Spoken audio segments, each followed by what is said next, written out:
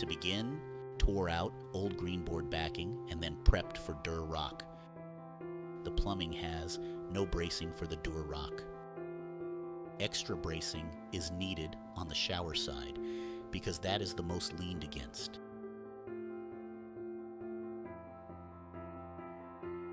Applied Durock concrete tape and then covered that over with RedGuard waterproofing. Very important for showers. Always figure your layout beforehand, starting with the back wall of the surround. Planning correctly and you get precise and easy cuts for the tile shower fixtures. Very important. If you are doing this for somebody, make sure you show them every step you are taking and send them pictures to verify approval. It makes it much easier to fix anything at that time rather than later when everything has set. Second project is the demolition of this old ceramic tile floor.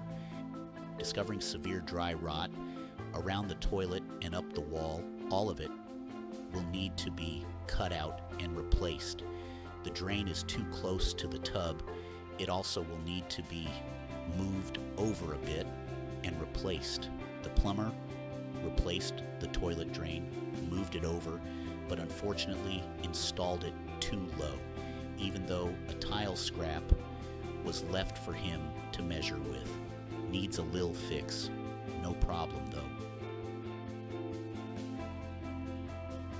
The wall behind drain will get 2x4 bracing inside it since it has too much movement for any further tile install. Durock installation for vanity with scrap from shower surround. All tile is grouted with colored caulking applied to tub and shower surround.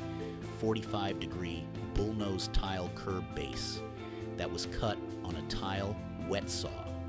Once the grout is dried, continue on to sealing the grout with tile sealer. Hope you have liked this brief description of a bathroom remodel. Please leave a like and subscribe and click the bell for notification of more upcoming projects. Please share this video and thank you for viewing.